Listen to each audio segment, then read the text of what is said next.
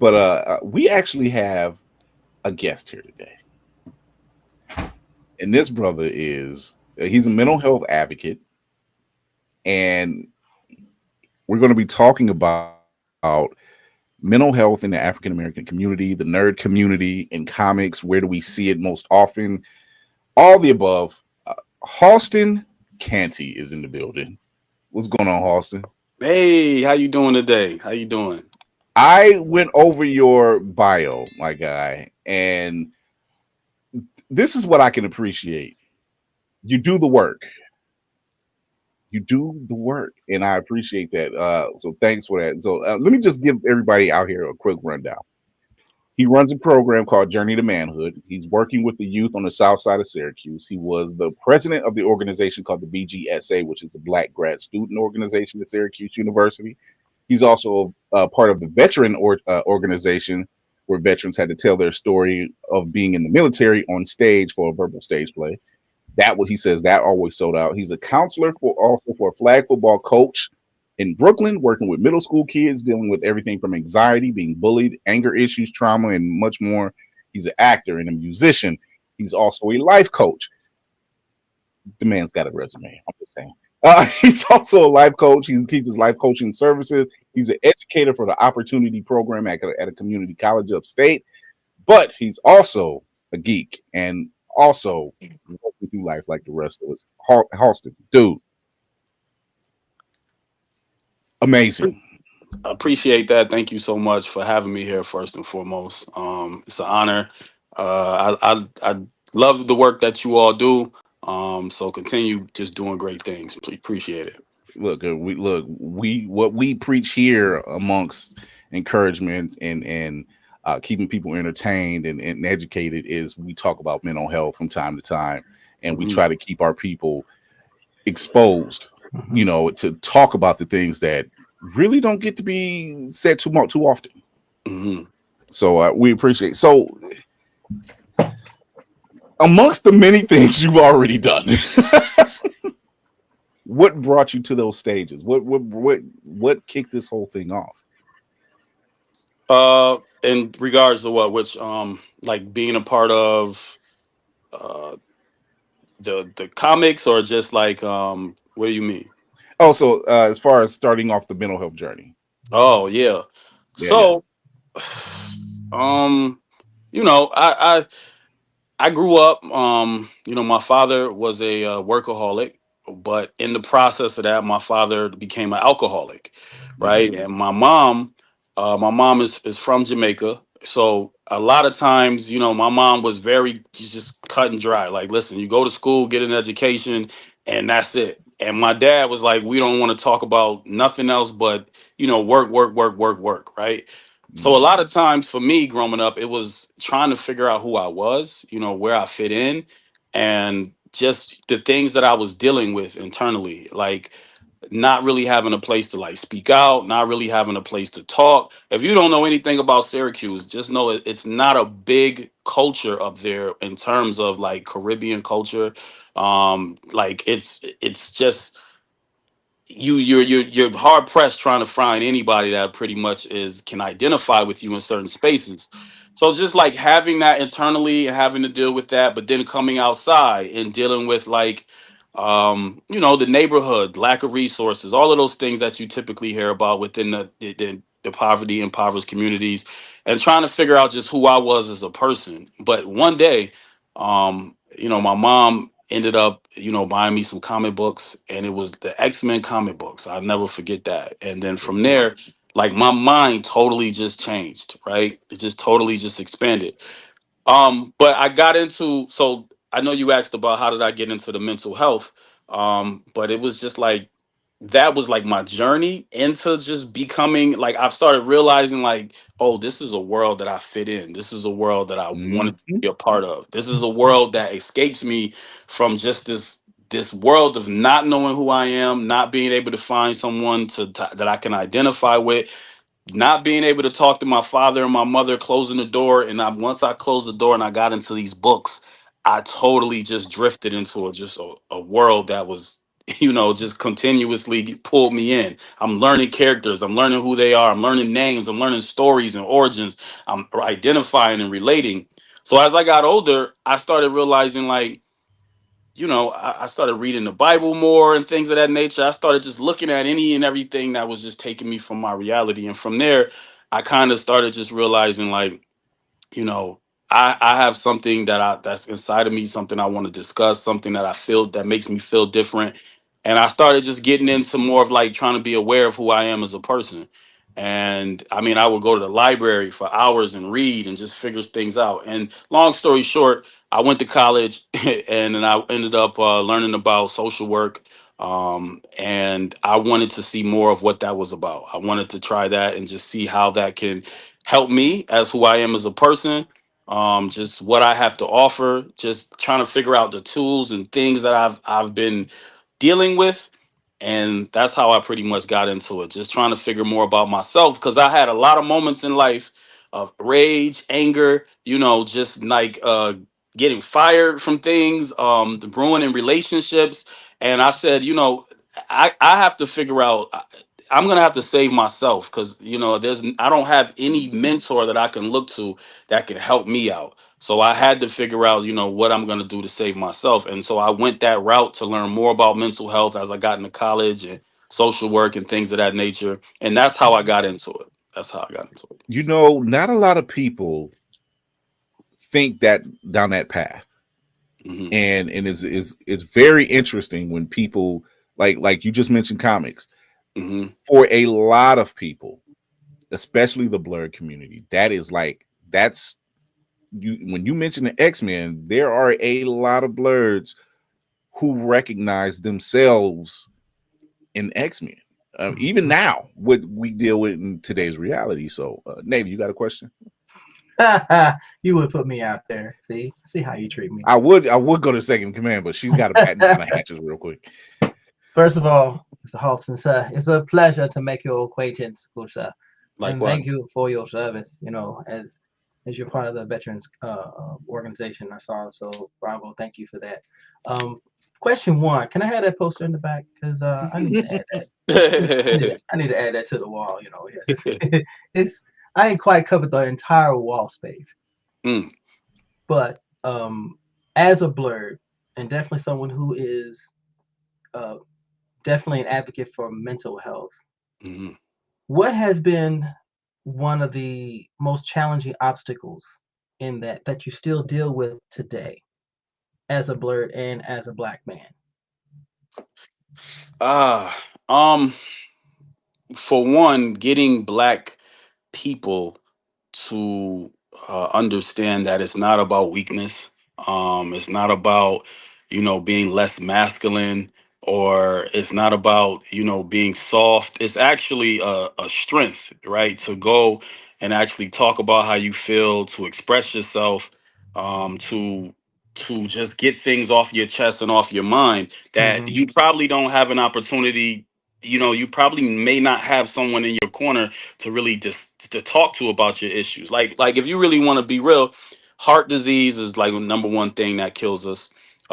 Cancer is another number two thing that kills us. Strokes are like the number three things that kills us, right? So not having that community where I can express and talk to and reach out and be able to speak to people, that in itself holds us back, right? Like just Mm-hmm. sitting there and keeping that inside and not feeling like I have a community. Because with comic books, right, you have that world. Like I identify with these people over here who, and I can't say it for everybody, but for some people it's like I didn't fit in. I couldn't find my circle. I couldn't find the people that, you know that represented me, right? And when you're even coming up in certain neighborhoods, it's like people only either like the thugs and the gangsters, right? Or they like, I don't know, just the people that are kind of like, just living a wild kind of lifestyle in certain spaces, or just those who are just seem to like are always doing good things and being popular and represent, and then like there's like, kids who are in between trying to figure out like, well, who am I? How do I, get a chance to like get people to see me? What can I do, Mm-hmm. to talk to somebody? So it's very hard to get people to like reach out and like really find someone to talk to, and people being comfortable to talk about their feelings and to talk about who they are, right? Like we got 30% of our community doesn't go to, I mean, does therapy. And within that, it's like 10, 15% is black women, and then like 5 to 6% is men, black men who go to therapy. So the number gets lower and lower in that spectrum. So it's kind of like that's the hard part of like really talking about therapy and getting people to discuss it, because Mhm. what do some people do? They find toxic ways to take care of Yeah. themselves. Or they lock inside themselves, you know, They or lock inside themselves, it's right? it's really out loud or not at all, you know. Right. And as someone who grew up in the sphere, when you mentioned comics, comics was the gateway for me Mm-hmm. to, you know, go on my blur journey to this very day. And I still remember the obstacles that I had to go through. But when it came to a moment of pain, I didn't have anyone that I could explain it to that wouldn't look at me sideways or give me that eye like, take a nap, you'll be okay. Right. I don't want to go sleep. Let me talk about this. Okay. It's just I can sleep at night, but I got a problem in front of me while I'm holding this comic book in my hand. So Mm-hmm. Yeah. Mm.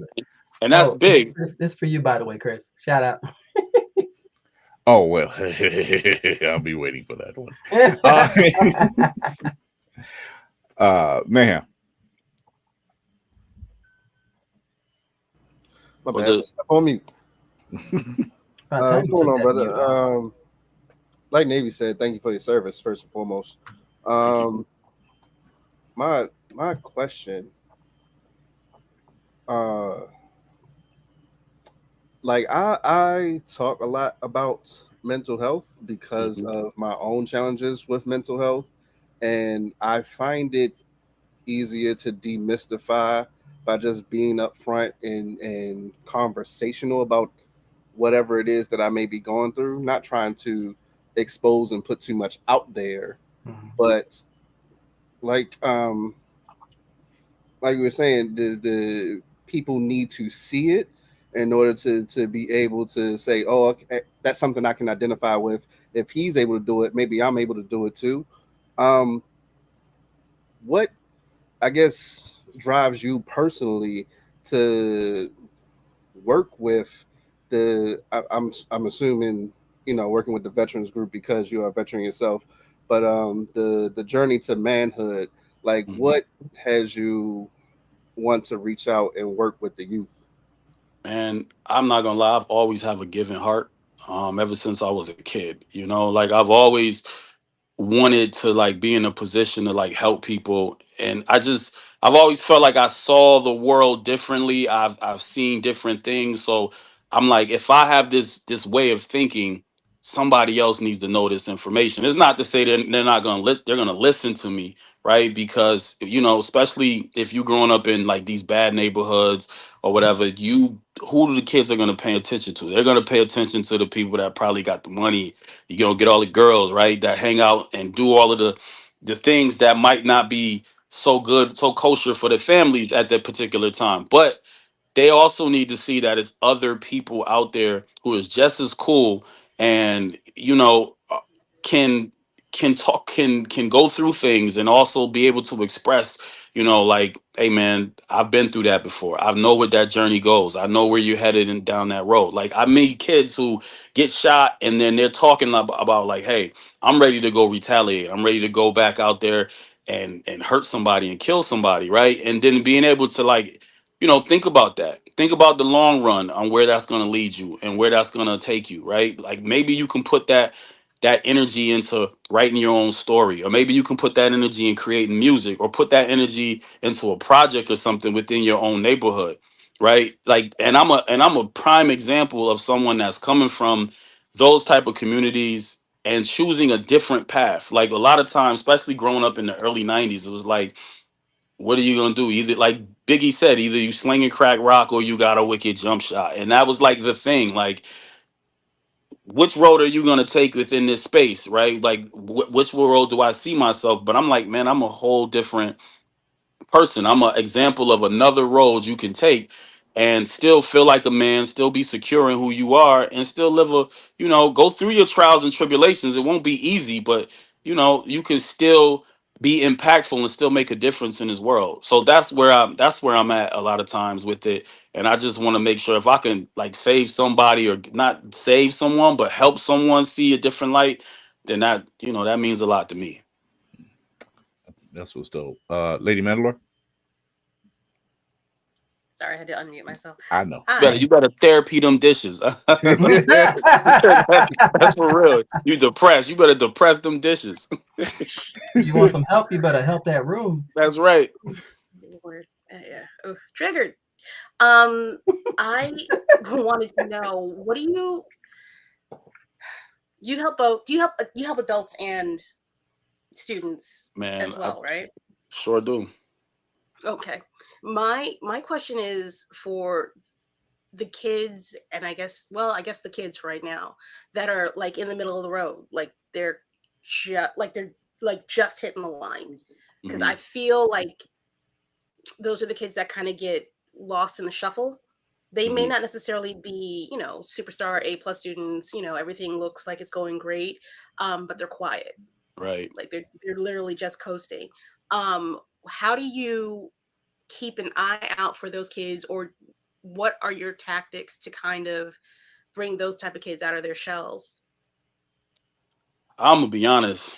I don't really have a blueprint, or a framework really when it comes to that. It's trying to sit and have a discussion with them, pry, ask questions, do assessments. It's so many different things to get through to them, because every individual is different. You don't know really what's going to work. It's kind of like sometimes I might approach you some days and like have a conversation and see what's going on, see if this was something you want to do. And some days I might not be so heavy on you and just give you space to really wait for you to come around to me, but just do check-ins with you. Um, I mean, I think that's one of the main things is just not giving up and always just giving hope more than anything. Like as long as they are understand, like they text me to this day, like, man, you were somebody that was really big in my life. You were somebody that did a lot of amazing things for me and helped me out. And it was just simply like when everyone's laughing at them, I'm not gonna laugh at you, man. I'm actually gonna talk to you about what's happening, what's going on. I'm gonna be there for you. I might pull up and drop you off or pick you up for something. I might take you with me somewhere and help you see a different thing. I might come over and just talk to you and your mom and we all eat dinner and laugh and joke. I might bring you a present. I might just, come over and we go for a walk. But anything is better than just completely acting like I don't see you. Even if you don't want to speak and don't want to talk, giving you that space. And guess what? Even with my son, I'm like, here, read this comic book, brother. Tell me how you feel about that. Like giving him an opportunity to like, take figure his mind out and see what he likes. So I'm never pushy. I'm always just giving them a space, and I let them know I see them all the time. I see you. I always see you. And I'm never going to leave them with a bad like remark or something. I'm going to like, they do need real talk, but also in that space I'm going to always give you that hope as well. Like, today was not your best day. You had moments where you didn't shine, but I know you can do better, and I see that in you. And I always let them know I see something bigger in you every single time. And so that resonates a lot. And they just become like they just do check-ins all the time for the rest. Right Mm. now, for it's been so long, but they continuously do check-ins with me all the time, and I love it. So yeah. I think that's dope, honestly, that you still have people that you've helped and they, grown up, they've gotten older and they say, you know what, I need to go talk to Halston. I need to go talk to Sleazel real quick because he got it. He understood what I was saying. He didn't judge me. He didn't put me on Front Street. He didn't do any of the things that everybody else would do.